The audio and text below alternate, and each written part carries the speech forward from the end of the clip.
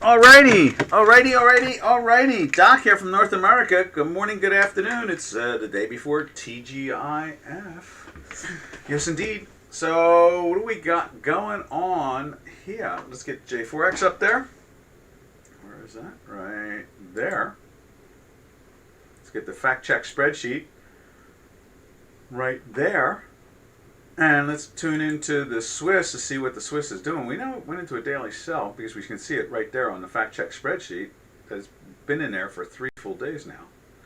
And let's see how it looks today. And we'll do that with the Chicago Quant at the same time, like so. Right there. You see it's moving up. Figures. You know, right there. You know, after 3 days down from, what was it, the sell from right here, all it did is went down. We're in a buy. No, we're not. We're in a weekly sell, too. But this market does not reflect a coherent action whatsoever. It is sloppy, disorganized in the sense of momentum. You know, we have all kinds of stories going left and right. And I'm not talking about politics, just left and right and up and down when it comes to just the direction of all the crazy that's going on. So, no big surprise there. But as we can see, on the Chicago Quant, it's trying to turn up. You got a full green, and it's looking very firm. The dollar is stronger. You know, what really makes me always laugh is the fact that when the world gets nervous, and you can see on the J4, the Hinky is turning green also. And the white line is fighting to get into the plus. So, you know, when the world gets nervous, they buy dollars and they buy U.S. bonds. And we may be the thing that's making them nervous. But they still buy them because they see the Federal Reserve as a separate entity. It is a very unique situation in a historical terms and concepts. It is very unique in many different ways. But, you know,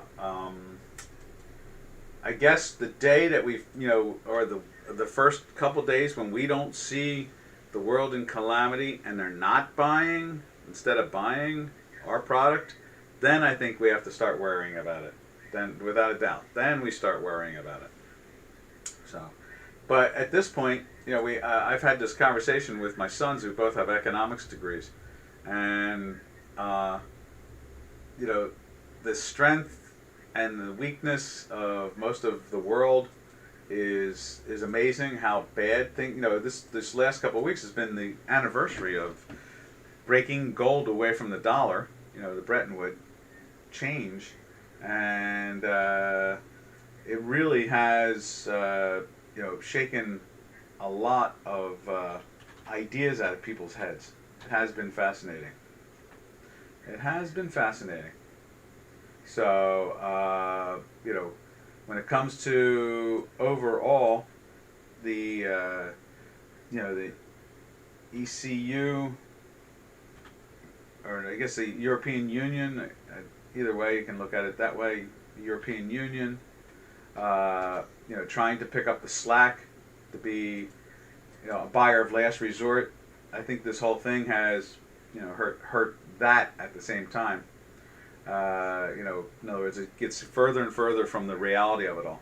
And watching the Swiss is a good insight because that's always a place to run too, you know. But we'll see. We will see. All right. That is what we see there. Is there anybody on the chat line? Let's check the chat line. That's quiet to start off with. And that is where my head's at. You know, it's an interesting, we're in a very interesting times. I was thinking of this, I have these ETFs, the FANG, was it the FANG basically it's a put.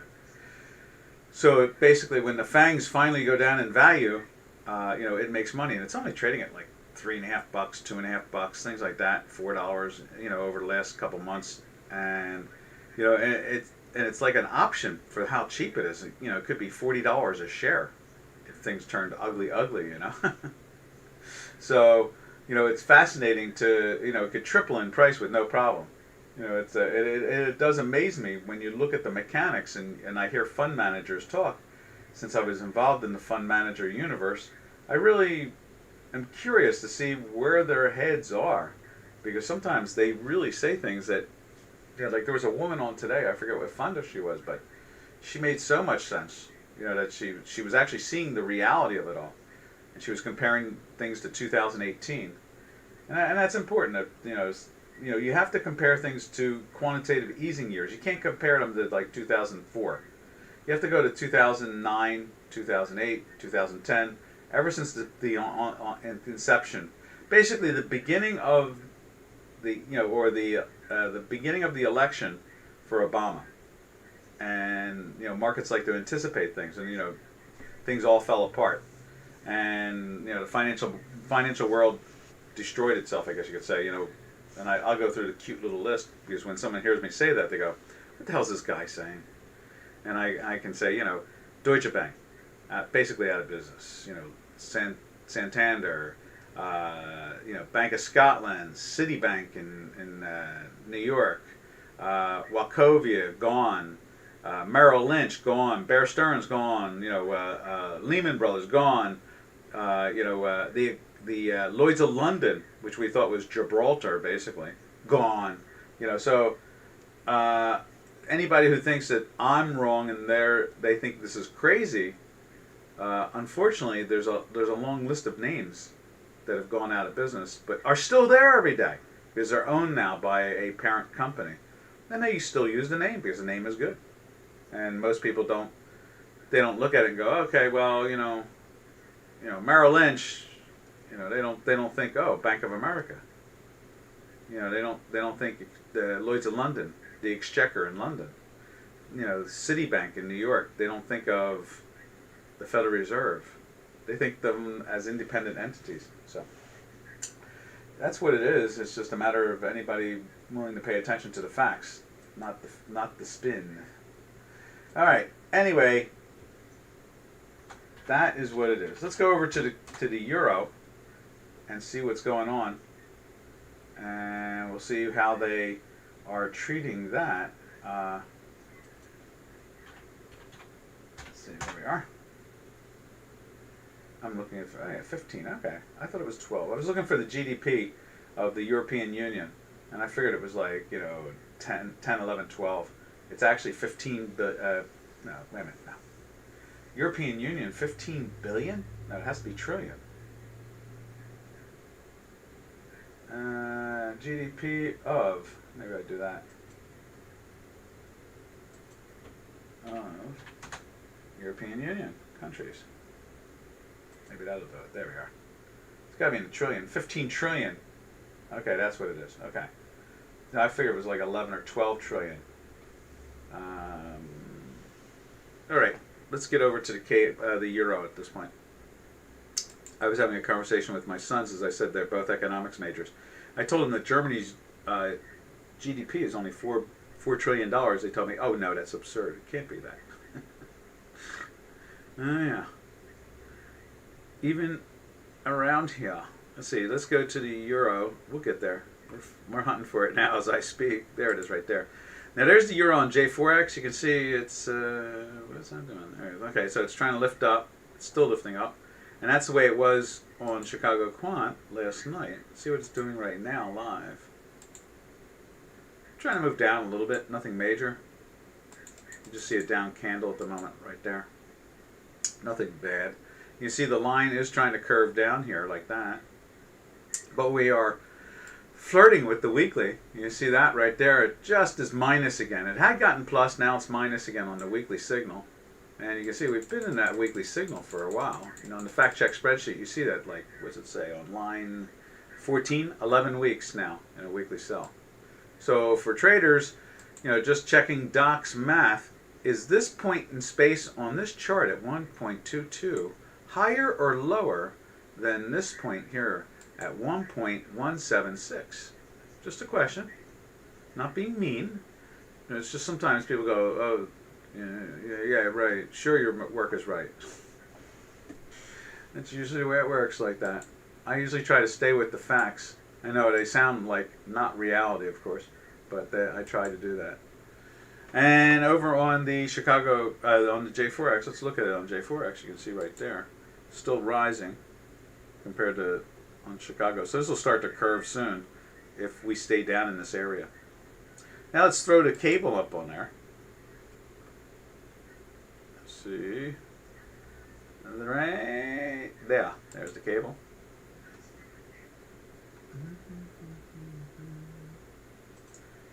Just checking the chat line to make sure that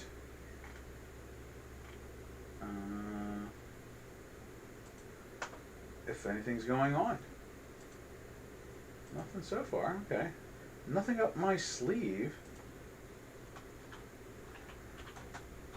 All right, now let's put the cable up on the Chicago quad. Oh, it is right there. Okay, cool. And there it is right there. You can see it's breaking down. It only has been in a daily buy for what, 1 day or two? Let's see. Line 13. 2 days it's been in a buy. So it's starting to roll over. We still got a green dot there. You see the line is coming down. The weekly had been piercing through. It was looking very promising. Now it seems to be backing off again. So that's the action we see. I don't, one of the things that fund manager was talking about, she was talking about, the interest rates and how, in essence, right now, because of inflation, when you buy a bond at 1.38 or 1.37, that's what the 10-year is in the States. Inflation is around 5.5, so you're losing over 4% right now. And only the Federal Reserve or central banks would be willing to take that trade. That's what she said, and she's so right about that. That is really the essence of it all. It really is. That the only central banks would be willing to take that hit, because they create the money. It's not really there, And so, and when they can print it, that's really the name of the game. All right, now let's jump over to, let's see, that's the cable. So we might as well shift over to basically, I guess, like the Turkish lira, like we normally do. Quiet day. Right there, Turkish lira is moving down. We're a couple days in a sell, and you can see we've been in multiple weeks in a sell. And when we look at it through Chicago, through J4X, right there.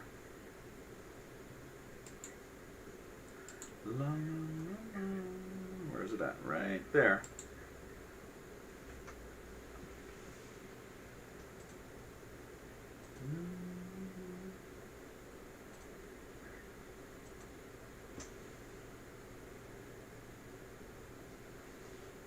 All right.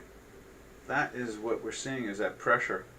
I'm not really, I wonder, in many ways, in my mind, back in my head, I kind of wonder, is this indicative, is this kind of a good example, just the way the Swiss and the dollar is? The sensitivity, the volatility of the Turkish lira can be telling us more than just that their policies are inflationary.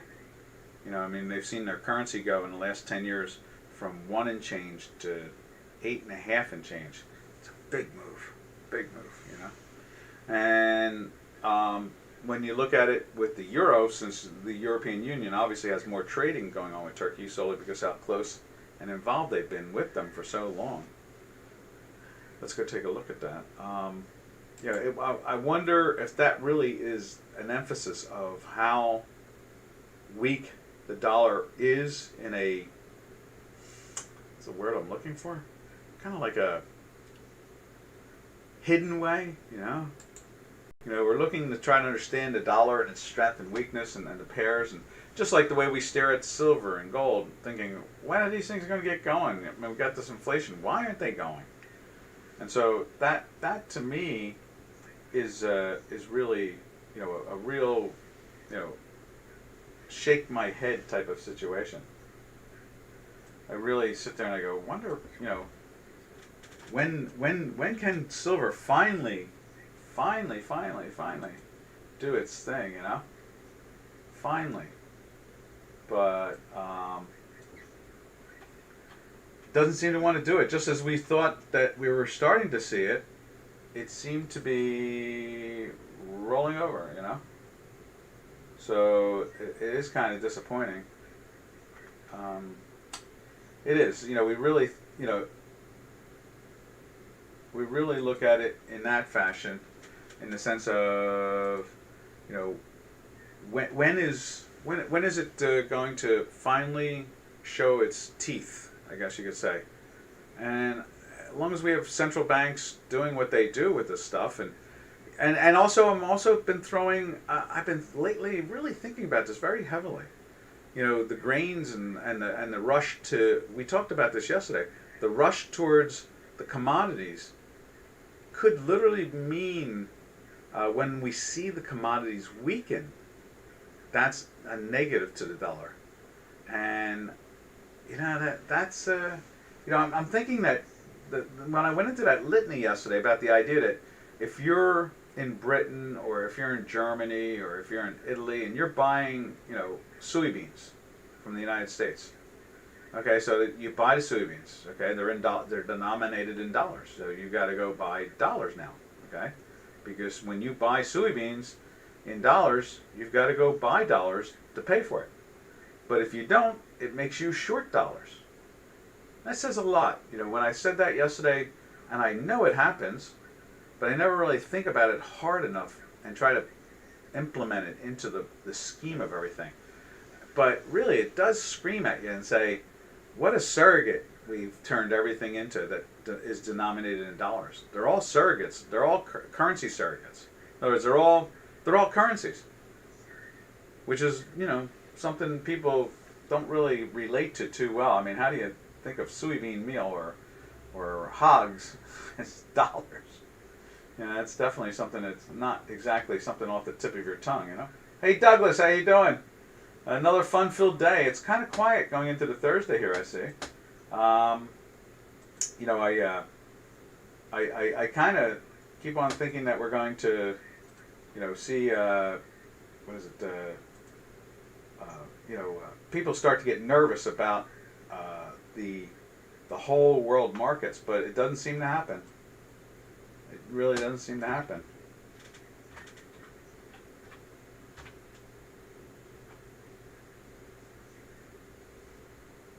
So let's see.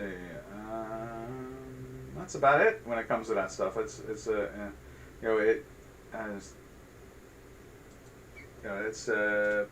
That is pretty much how I see the world. Is everything is dollars, in the sense of everybody's trying to sell them or keep them. I mean, it seems to be the whole combination of it all. So, all right. Let's see now. Let's jump over to. From there, we go to Canadian. And one of the good reasons we do is it seemed to match up to the euro, the Turkish lira, the way it moves. At the same time, it's an interesting product. It's a very prosperous country, and so let's see, what can I say about it better than what I'm thinking? And that is, it just is. I guess we'll just leave it at that at this point in time. But looking at the currencies and the commodities and how it all plays with each other, and and how they need, remember, this is a currency webinar, and so I guess you should have the conversation more than just the idea that you're trading a pair, but what are you really trading in the end result? You're trading a country's currency, and so that has a lot of question marks. How do you read that in the end result? I mean, that's really what it comes down to. Yeah. Just a wild guess.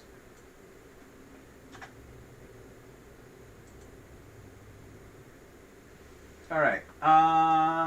Let's see now. Let's check the chat line, see if there's any questions. Nope. All right. So you see there's CAD, and they're very prosperous, Canada, and we're trying to figure out why that pairs trade functions the way it does, and in the direction that it goes in. And you can see here on the Chicago, it's been in that buy or sell. What has it been in? That's the dollar CAD. Where's it at on there? The dollar CAD is line 20. 11 weeks in a buy. So we just widen that out there like that, and you can see it's been in the buy since this area here. And so that's going up against the dollar and losing money, really. So as it rises, it's losing value against the dollar. At the same time, normally, now let me just throw you back to the commodity side of this, of trying to understand the relationship, I guess you could say. And let's transfer that to this, and then we'll take a look at it also on.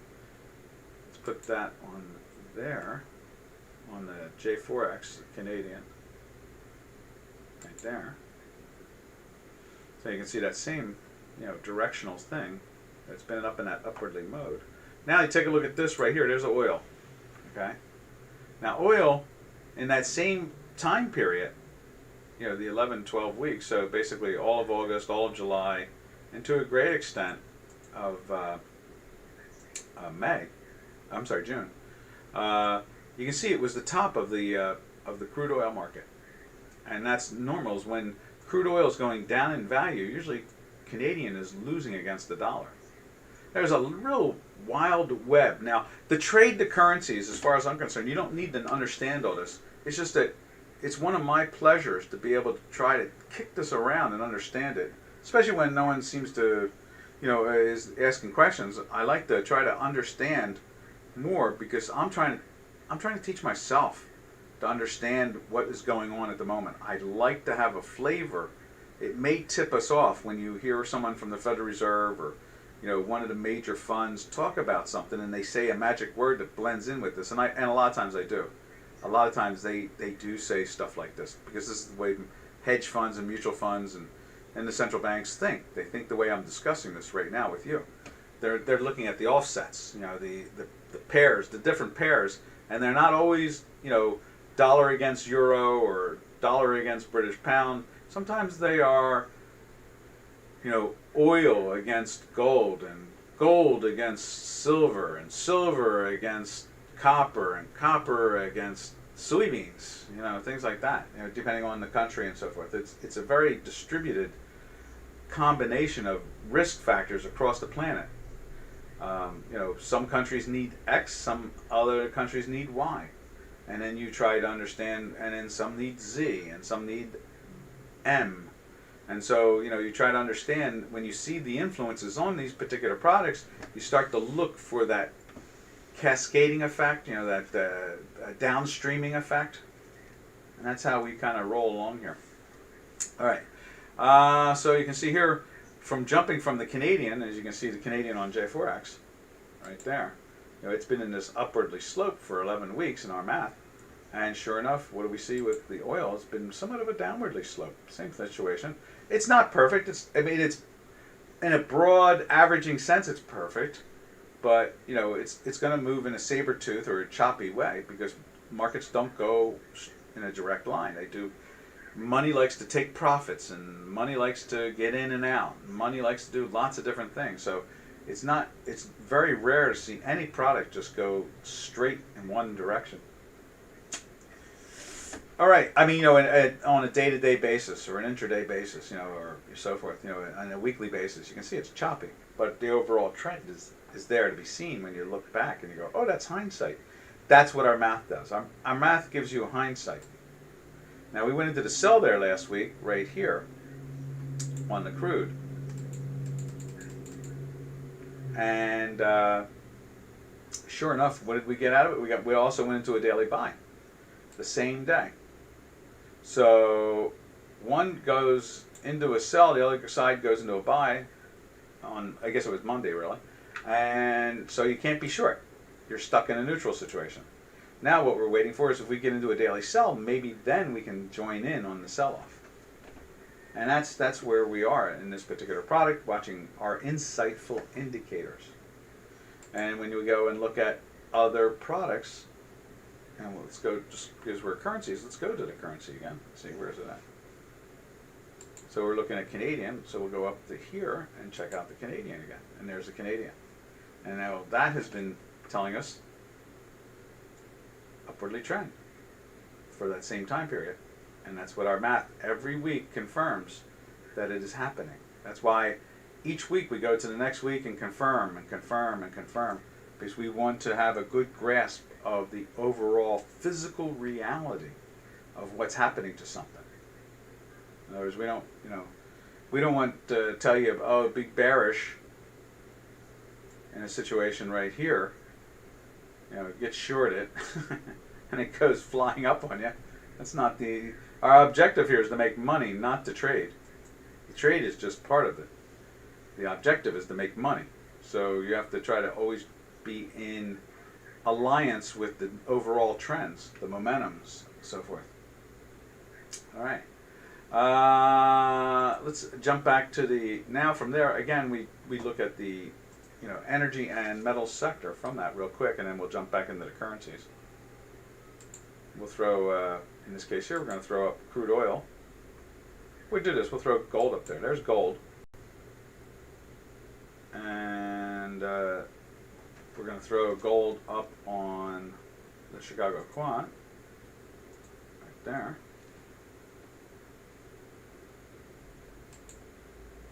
And you see there, gold has been in a buy from here. It has an upwardly drift from it. Normally, when gold is going up in value, we do see the Canadian go down. Like I said, it's been a little sloppy. And you can see it has made, let's just go back to Canadian on the J4X, and I'll show you where they did follow that trend to some extent. And right there, you can see right here, here it comes. You see that? Bang. We widen it out to the same characteristic of this right there. You can see, it started to move up here, and this started to move down there. That's that offset, trying to understand how pairs move relative to certain other influences. And as much as we would like the old style, pre-Mr. Obama, I guess you could say, in 2008, we would love to see the pairs be just the pairs. But they don't work that way anymore. That universe is gone. We are in a universe now that anything that's denominated by dollars can be used as a currency. All right, let's take a look at crude oil in the same universe. Right there. That's Texas Sweet. And we'll take a look at that over here on Chicago Quant.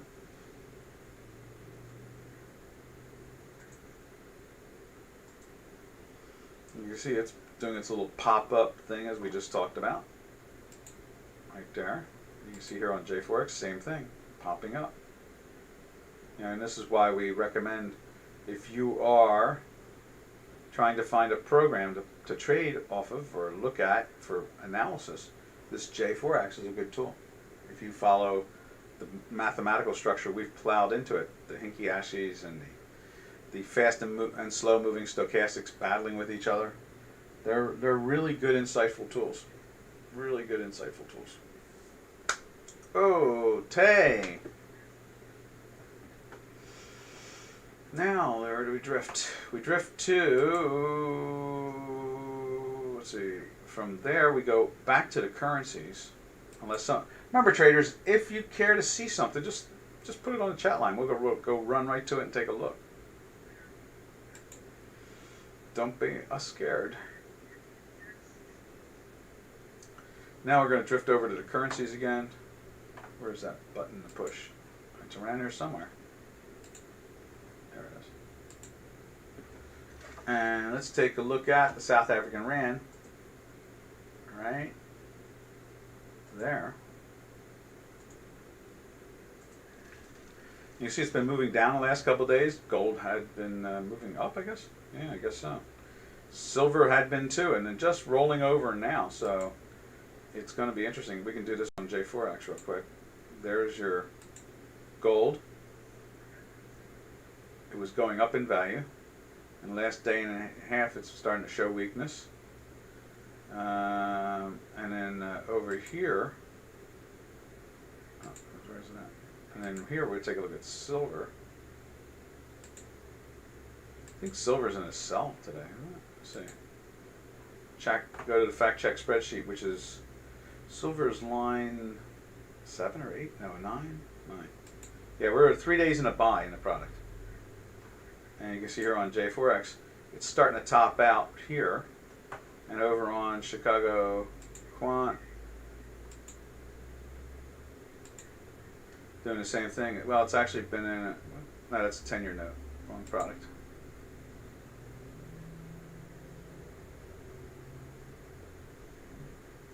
There it is. Yeah, it was in a buy for a couple of days, and now it's trying to go into the sell today. See that right there? The pressure's on. It's been in a weekly sell for a bunch of weeks, 4 months almost. Just refuses. Let's see if we can scrunch this up so you can see that. Yeah, it's been in a sell for a while. Let's see where this line is here. And they just cannot get these metals to go because they're being used as currencies. It's unfortunate but true. All right, back to the currencies. And so the South African Rand moving down, and the gold market and silver market kind of flattish and now starting to show weakness. So this might start to pop up here. We'll see. That's normally the way it goes. Let's check out the ruble. Right there. Ruble had gone into sell for a couple of days from here, but it really didn't go anywhere. We're in a weekly buy, so it was a neutral to begin with. And now it's trying to tell us to maybe that it's going to go higher. It's going to lose money against the dollar. So maybe that's the next recipe. Again, that strange flight to quality. We may be the problem, and at the same time, the world is nervous, and they're going to go run to the Federal Reserve. What's that say about the power of the central banks across the planet? A lot. It says a lot. And I guess in many ways, my mind flips back to World War I, okay? And in America, we were so excited, we were just coming out of the 20th century, the Civil War, for 30 some odd years. The Industrial Revolution was riding along fine, and Mr. Wilson had unfortunately started to go into this socialism thing, and we saw it was in the 20s. No, I'm sorry, it was the teens. It was the World War I, and so what happened was World War I began and America wasn't in it, and we thought that, oh my goodness, if they start a world war, no one's going to want to invest in America. That was the attitude. Strange attitude. Makes you really wonder what they were thinking. But they were really concerned about who would want to invest in America if the world is at war. They're going to be doing other things, They didn't realize that they had become a nouveau Switzerland. And so once the war broke out, there was a lot of concern that we were going to go into like an economic down spiral. Whoa, 47! Where you been hiding? And so next thing you know, let's see, what do you want to see? You want to see GBP, JPY. All right, let's slide that in there. And so what happened was that they rushed their gold to America because they were concerned that since they weren't in the war, there wasn't going to be any problems about keeping their gold. GBP, JPY, see, we keep it there. We've kept that product. We haven't looked at it lately, but you haven't been around lately. Not many of you follow it. There we go. So you can see here, matter of fact, what's interesting is it's been in a sell since, what is that, June, first week of June, up in the 155 area. Was that right? I guess 155. and it has drifted all the way down to 148-ish, then came back up to the 153s, and now has drifted down to the 149s. And that's where we are. Now let's take these, and I'll move them over just for interest's sake to see what they look like. So we'll take that one, and there was your buy. That didn't you can't trade that because we're in a weekly sell, right? Remember that? Remember the rules? So then we get the daily sell here, right there, and it's winner, winner, chicken dinner for that whole move down. Woo, doggy! That's nice. I love doing this. This is always fun.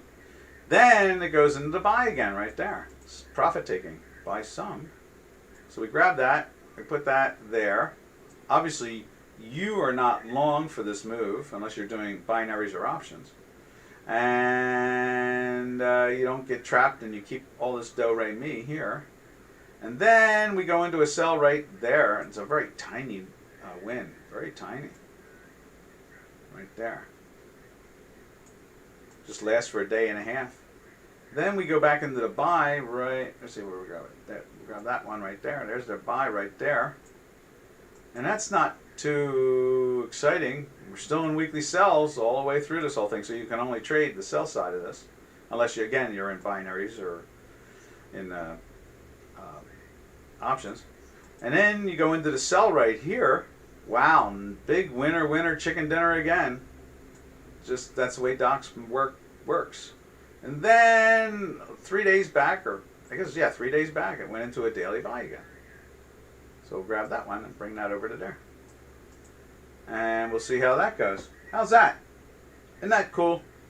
I love doing that. You know, looking at the live stuff, giving you an update of the past with something we haven't looked at in such a long time. And there it is. The math just does its job.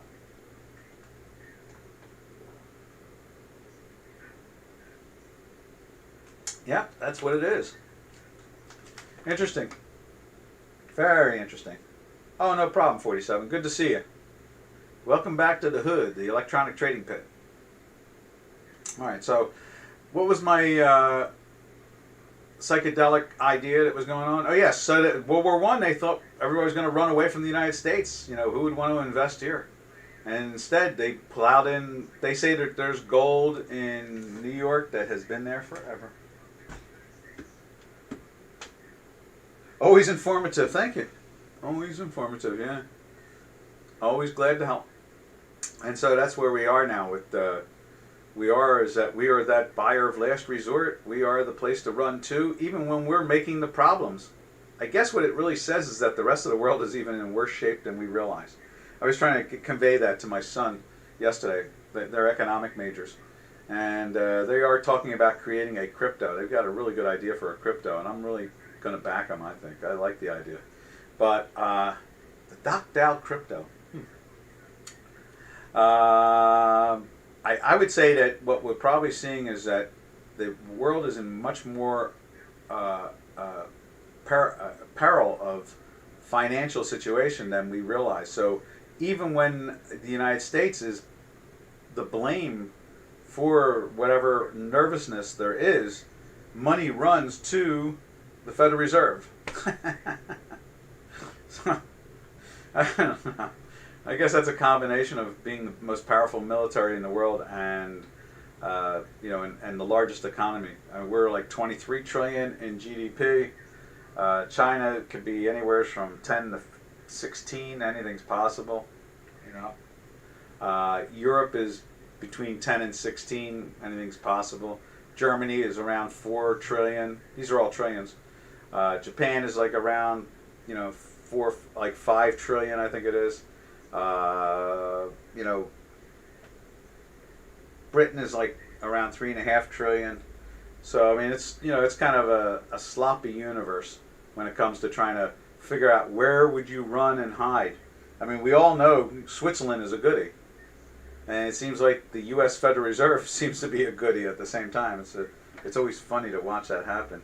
To me, it is astonishing. So it is astonishing.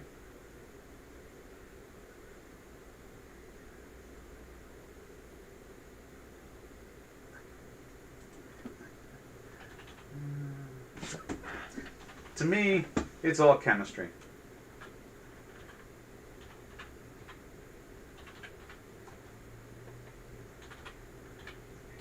That's what it really comes down to.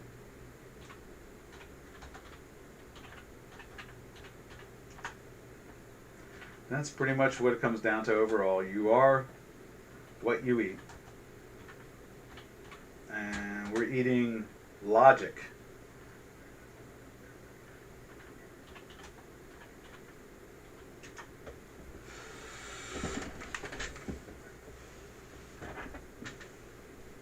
Yeah. All right. Now let's, where do we drift from here? See if anybody's asking anything. Nothing so far. That was a good one, 47. Thank you. Let's take a look at, we'll go back to the currencies, and let's take a look at the ruble. I think we just did look at the ruble, yeah. So there's the ruble. It's trying to lift up, and it's in a weekly buy for a week, and it's still in that buy, which means it's weakening against the dollar. The yen, we just looked at the yen through the British pound, but you can see here through the dollar, it's moving up too, weakening. There's more yen to a dollar. And it has been in a weekly sell, though, since back here. And it's not really going anywhere. Then we jump over to the Mexican peso. Right. Where is it at? Right there. I see it. There it is. There's the Mexican peso. So you can see that trying to lift up again. We thought it might do that. We're thinking this hump could be as big as this one. Yeah, this one right here. In fact, we should probably put a big circle around it. Like that. Because we really are using that as the measuring tool. And we really think that this one has just as much potential. So that would be like up to there. Maybe this is a volatility signal that's trying to tell us it wants to lift up. You can see it's trying to go back into the daily buy right there, and we're in the weekly buy, and it's weakening a little bit, but nothing major there. You know, it's holding up pretty well. So there's all the currencies we look at, and as you see, 47 jumped in, and we had another one we looked at, GBP, JPY. So we're very happy to go back to currency since this is a currency webinar.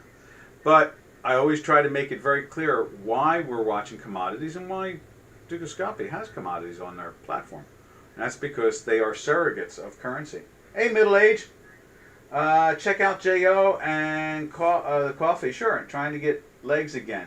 Yeah, you know, I've read all those stories, and it is curious. I mean, there's no doubt that there's a lot of, you know, there's in the southern hemisphere and South America in particular, especially the end of South America, we're having that electromagnetic anomaly going on, and you know, the North and South Pole are trying to re-meet up. Remember, the poles have been moving. The South Pole has been moving towards New Zealand, and the North Pole now is over in Siberia. You know, they've moved about 1,500 miles each, and they're heading towards off of Peru and off of Indonesia, I think it is in the end, or something like that. Or is it off of Chile or something? I don't know. The electromagnetic physicists, you know, that I belong with, they have a targeted area where they see this all happening. So it's having an influence on the weather. You know, I mean, it always has an influence on the weather. Our weather is controlled 100% by the sun and the electromagnetic field. So I know a lot of people like to pretend it's us, but we're not that powerful. Our SUVs are not ripping a third of the atmosphere off of Pluto at this moment as we speak. It has not reversed the winds of Neptune. You know, SUVs don't do that. And the weather storms on Jupiter and Saturn have exploded in speed, 700-800 miles an hour, over a Mach now. Trust me, it's not the SUVs out of Detroit that are doing that. Let's see. So let's go check out what Middle Age is asking for, and that is the coffee. So there is, so we got a client looking at this DBA. It's kind of neat. there's JO. Let's see, is it updated? Let me give it a Control R, maybe it'll update. Nothing yet. Hasn't updated. Let me see if I can get a quote. Let's see. Let me just let me move this up top for a second, like that, and then move that one down, and let's switch the screen, and let me see if I can get into my platform and see if we can get a quote on JO. JO is quoted at 72 bid for, 97 offer. JO is 40 to 50 cents higher at the moment in the bid ask area, but it hasn't traded yet. So this is going to pop up even more. We're in a daily buy. You can see for 3 full days. It's going to be a 4th day starting off with no problem. We've been in a weekly buy for a while. Where did we go in that weekly buy? The weekly buy in that product was back in April. Down in the 180s area, is it? Or the 280s area? What is that? No, I'm sorry, it's not. That's something else. It's in the 38 area. So we went into the weekly buy in the 38 area. You know, anywhere from here to there was the weekly buy. Then it closed that week. We throw the bar in. And we went from 38 to 45. 55. 38 to 55. So what is that? That's 17 points. 17 points from 38. That's like about a 40% increase. That's a heck of a move. All right, now Middle Age is saying, let's see what else we got going on here. So this is coffee. Okay, yeah. So it's trying. There's no doubt about that. We are seeing the strength, and like I said, we've got some real electromagnetic anomalies going off down below or right around South. Was it Argentina? It's really kicking up. So things are getting really tough there. Let's see, the daily time manifold looks tight. You know what that means, don't you? You can enlighten everybody here in words if you want. I won't say it out loud until you say it. But we will point out a little square, what happened the last time, as you're getting ready to type it in. Because it's always nice to hear, good traders like yourself that pick up on these actions. Let's just go find that little box that we use. Where'd that box go? Oh, it must be on the bottom one. So let's do this. Let's move that, do that, like so. Move that over like that. There we are. And last time it got that tight, there we are. Right there.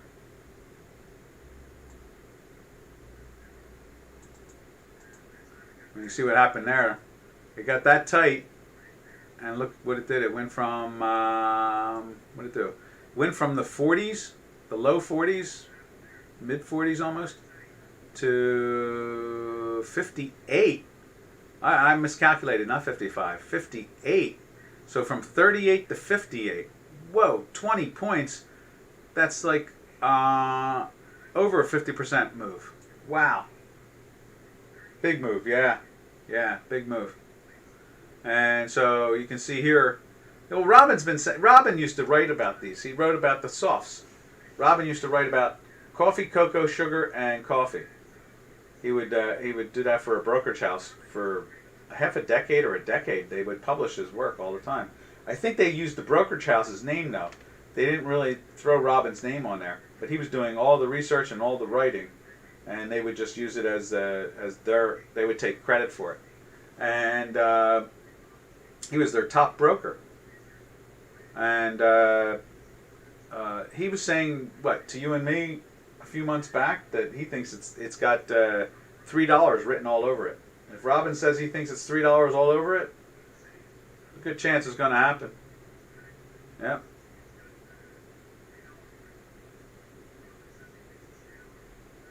Yeah, there's a lot of horsepower there. There's a lot of horsepower. There's a lot of problem. They had problems with their corn crop.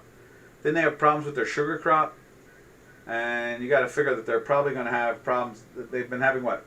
More snow. Remember, I know this sounds stupid because you hear the opposite. We're heading for another ice age, and it's coming on fast. So, I know they want to convince us. I saw something this morning. It was so fascinating. about how the EEM, is it, or the environmentalists, they take the NASA maps. I mentioned this about 3 days ago. They take the NASA maps that come out every month, and they white out the cold on it, and they only show you the hot. And so if you look at a NASA map and you look at the one that they receive, and then you compare it to the one that NASA puts out, you're going to see that the world is getting colder, not warmer. But the global people, it's some type of religion, the global climate something or others, whatever they call those things, and so they're trying to tell everybody that the world is getting warmer. Yeah, warmer. They're trying to tell the world is getting warmer, but we keep on seeing new records in temperatures. So on the downside, the United States is on a 10-year average down in temperature, but they keep on telling everybody every month that it's the opposite. That's what the First Amendment allows here in the States. You're allowed to say anything you want. It's the idea is you're supposed to have opposing points of view, and when you control 90% of the media, you don't get that. All right, so there's J.O. Anything else middle age? We can throw something else up there too. We got some time here. We got 8 minutes or something like that, 7-8 minutes. Let me give it a refresh. Maybe someone will make a trade. But I just saw the quote market in it, and you can see here it closed at 51.46. There's a 72 bid. Let me just check the bid again. I've got now it's a 49 bid at 74 offer. So it's 2 cents higher now. I was wondering if someone smacked the 74 bid, but they didn't. We don't see the trade, So now it's a 48 bid for 900, and there's only 100 offered at 74. Someone's trying to trick somebody, huh? So that's the action, and it closed at 46, so there's a 48 bid. But before that, it was a 72 bid. But they didn't transact it, they just pulled the bid. Now 75s are offered from 74, and that is 900. Now there's only 100 bid for at 49. It's a very thin market. But it's an accurate market, which is kind of neat, because usually thin markets can be bad, but I guess they have a lot of participation going on in them. Let's see, what else we got to say about that? Not much more than that. That's the action we're seeing in the JO. Now it's a 73 offer with a 47 bid. 46s are bid for. Now that's 45s are bid for. So we're seeing that action where the 44s are bid for. And there's a 70 offer. Sounds like there's an offer out there more than there is a bid. And that's where we are. All right. Now, where did we leave off from there? And I am willing to keep on rolling. Oh, I know it is. We want to go take a look at the metals market at this point. So, let's do that. Let's jump up to the metals market, and we'll see what silver's doing right there. Everybody wants silver to get going, but it just refuses to do so. And as you can see here, we're still in that weekly sell for all those weeks, like 4 months. And there's nothing that seems to want to change that. See it from here. And every time they try to put some strength into it, it just rolls over. It lasts for a day or 2 or 3 days. Population comes in, buys, and then it starts to melt again. Oh, they traded them finally. I think we got a trade. We can take a look and see. I'm seeing a 48 trade now. No, I'm sorry. No 48 trade. Forget it. 48 bid for at 70. That's what it is. They still haven't made a trade. It's still closed at 46. So, all right. Let's take a look at the platinum. Where's the platinum? Right there. Right there.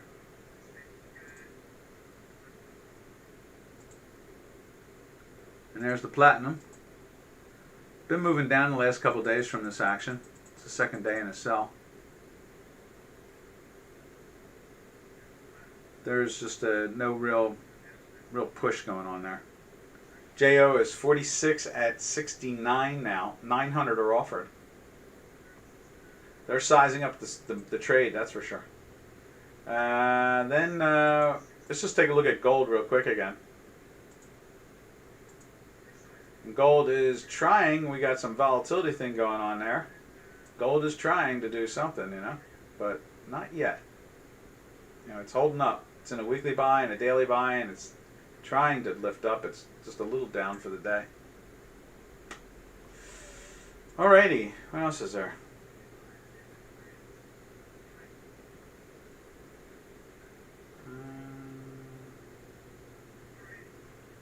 Okay, there we are. Now let's take a look at natural gas, because we saw crude. You can see nat gas is moving back up again. I guess if we were going into global warming, wouldn't we see natural gas go down in value? At least in my head, that would be logic to me, I would think. And so there's nat gas. It's still holding up pretty firm here. We went into the weekly sell last week, and sure enough, what have they done there? They're flirting with the weekly buy already. It's the last couple of days they've been over the buy number. I have a hard time imagining the natural gas doing anything but being firm, at least in my head. And look at how long it was in a weekly buy throughout the whole spring and summer, all the way back to towards the middle of April. So wow, that says a lot about a product like that. It says an awful lot. All right, now we drift over to the stock indices. That's what we do. We do the stock indices from here. So we're going to move that down. Move that one back up again. Let's take a look at the stock indices. But if anybody wants to see a currency, we got time. We can look at it. Now let's look at the S&P 500 right there. And you can see the product is down about 4 points, 375 right there.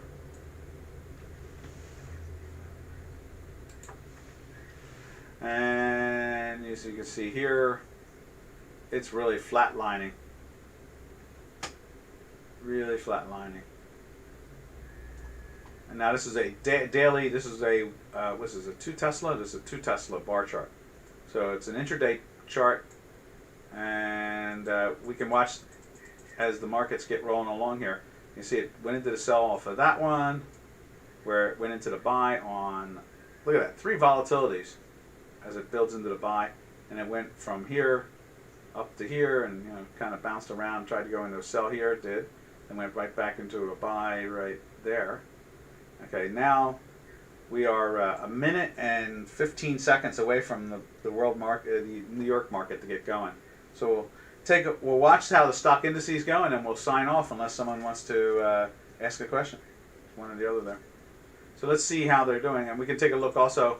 Here's the NASDAQ 100, Dukascopy's Tech 100. It's 2 Tesla. It's a 1 Tesla. Let's see that right there. You can see it started to go into the buy here and went up in value. We've got 40 seconds to the opening bell. This should be very interesting. We'll watch both of those things, see what they do. And here is the Dow Jones Industrial Average at 1 Tesla also. Much smoother, if you noticed. They think this is where the money's really going right now, into the Dow Jones, because the stocks in the Dow Jones, a lot of them will cater to dealing with inflation. So that's why they see more buying in that than anything else. All right, now this is showing us weakness off the opening right there. So let's see what they do with that. We got 10 seconds, and we'll watch and see what they do with our math at a 1 Tesla intraday. And there they go. Whoop, there they go. Whoop, there they go. Still in that sell. And it's pushing down a little bit. Nothing major. Let's check out the S&P and a 2 Tesla. The sell was there. It's already done and fighting its way into a buy with the volatility signal right there. And it's lifting right there. And let's see what the 1 Tesla Tech 100 looks like. Right there. It wasn't a buy for it off the opening. Right there. And it's kind of chilling. See if it gets some legs. It's still in the buy. It's still climbing. Let's see when it gets its sell.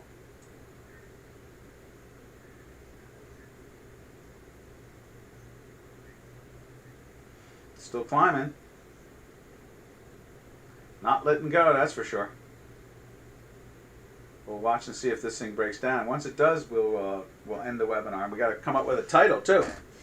That's what we got to do. Is we got to come up with a title for the webinar. So I think it's going to be about the commodities and the forex at the same time. There we go. Now it's getting into its sell. There's the first sell signal. Let's see. Watch her drop down a little bit in here.